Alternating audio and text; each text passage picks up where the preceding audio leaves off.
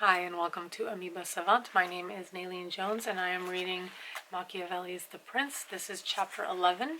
Please like and subscribe. This is concerning ecclesiastical principalities.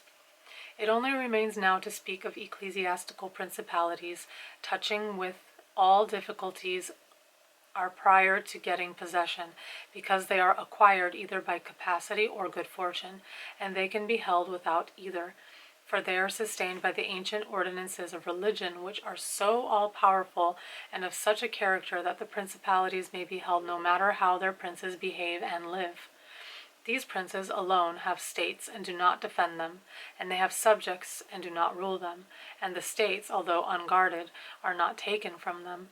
And the subjects, although not ruled, do not care, and they have neither the desire nor the ability to alienate themselves. Such principalities only are secure and happy.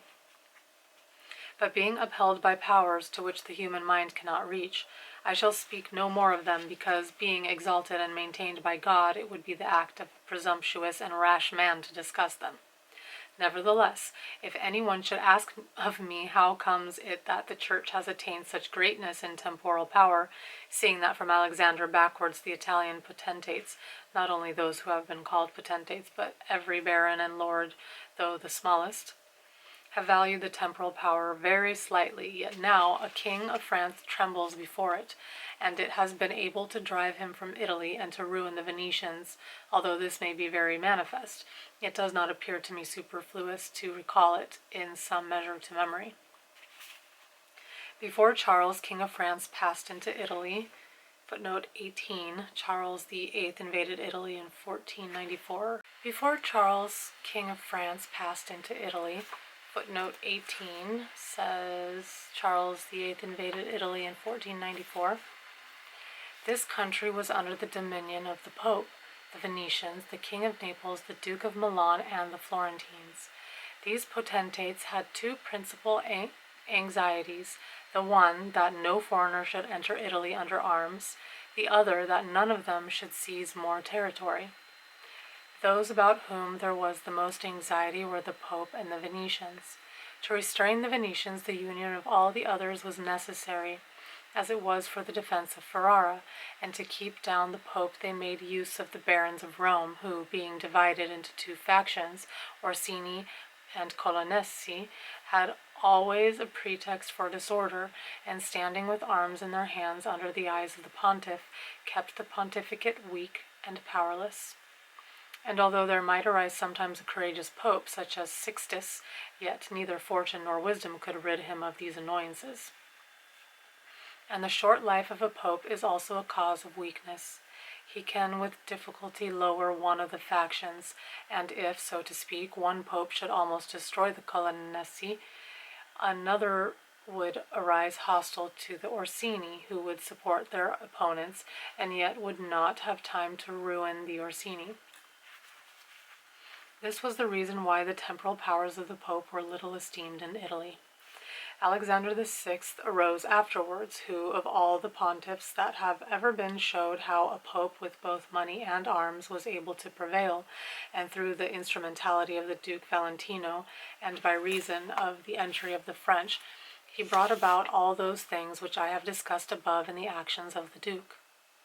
And although his intention was not to aggrandize the Church, but the Duke, nevertheless, what he did contributed to the greatness of the Church, which, after his death and the ruin of the Duke, became the heir to all his labors. Pope Julius came afterwards and found the Church strong, possessing all the Romagna, the barons of Rome reduced to impotence, and, through the chastisements of Alexander, the factions wiped out. He also found the way open to accumulate money in a manner such as had never been practiced before Alexander's time. Such things Julius not only followed but improved upon, and he intended to gain Bologna, to ruin the Venetians, and to drive the French out of Italy. All of these enterprises prospered with him, and so much the more to his credit, inasmuch as he did everything to strengthen the Church and not any private person.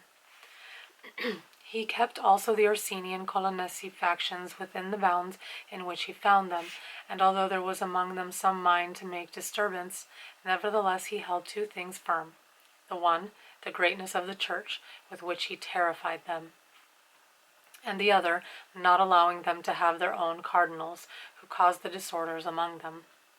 For whenever these factions have their cardinals, they do not remain quiet for long, because cardinals foster the factions in Rome and out of it, and the barons are compelled to support them, and thus from the ambitions of prelates arise disorders and tumults among the barons.